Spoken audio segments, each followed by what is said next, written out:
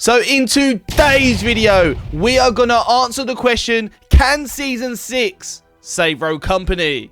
So stay tuned to find out. So where better to start than the 3 issues that are plaguing Rogue Company Season 5 right now. And then later in the video, we will cover 3 things to look forward to for Rogue Company Season 6. And then I will give my overall opinion on where I think Rogue Company could potentially lead to in Season 6. Now let's start with the 3 negatives. Now the first one was introducing King of the Hill to the ranked playlist. It caused a lot of controversy, so much so that Hi-Rez themselves and Rogue Company have made the decision to completely remove King of the Hill from Rogue Company Season 6. Now this kind of leads on to my second point, but we'll get there in just a moment. But by adding King of the Hill into the playlist that for 4 seasons has been purely demo only, caused a lot of uproar, and every single time a King of the Hill game mode come up, at least one of the 8 players that are in that game would probably quit. Now that leads perfectly onto my second point, the someone went missing screen.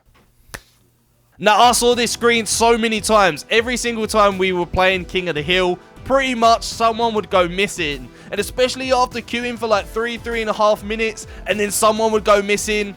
Well, to say the least, it was very, very frustrating. And the other thing is when you're playing against people that you know you will probably lose, 9 times out of 10, someone is going to quit out the game. So, Hi-Rez, if you're listening, the ability to tab up and see who you're playing against before the game even starts, that kind of needs to be removed. And hopefully that will help solve that problem. But there is a bright side, as King of the Hill has been removed for Season 6, and hopefully by removing King of the Hill, that will alleviate the amount of people that were already leaving because of that particular game type. Now lastly, this for me is probably the most frustrating thing that I think has been in Rogue Company for a couple of seasons now. I think it only worked in like Season 1 and 2 properly anyway.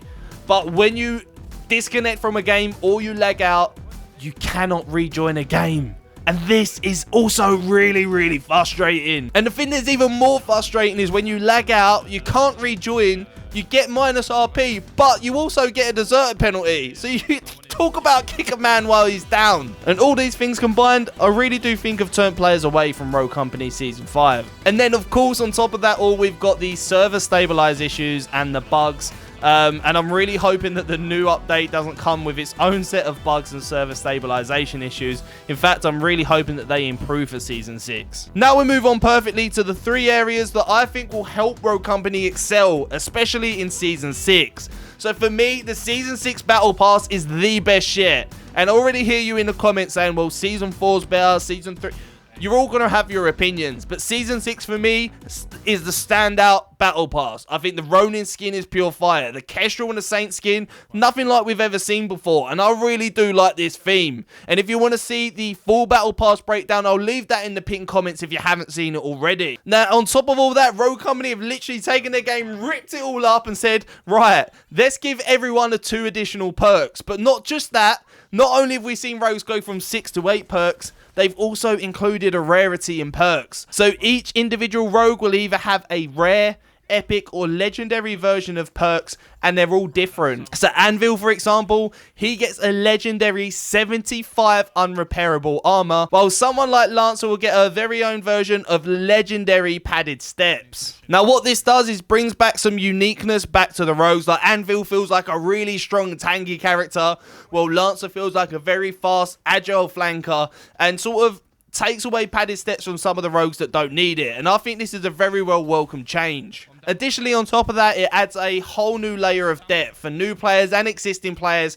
to create the need and want to come back and learn all the new perks in Rogue Company. Now, on top of all this system as well, they've also added a metric for speed and toughness. And if we're using Anvil and Lancer as our specific examples again, Anvil will actually take 15% less damage whilst moving 5% slower than baseline, where someone like Lancer will be 15% faster than baseline but also take 5% more damage. So she's a bit more squishy, but she's able to get to places faster. And on game modes like Demolition, it's really going to make some situations really interesting. Lancer will be able to get to certain places before Anvil will even put his shield down.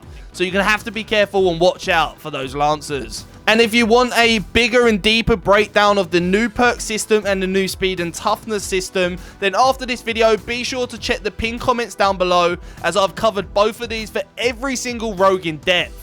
So now then, I guess it's my opinion. Now, what is my honest opinion? And again, Rogue Company do not pay me to have an opinion of this game. These are all my own opinions from what I've tried and tested as a Rogue Company partner, and where I think this game could lead to with these changes. Now, for me, I think this is a really good freshen up that Rogue Company needed. I think towards the end of Season 5 that we're all experienced, Rogue Company's got a little bit stale.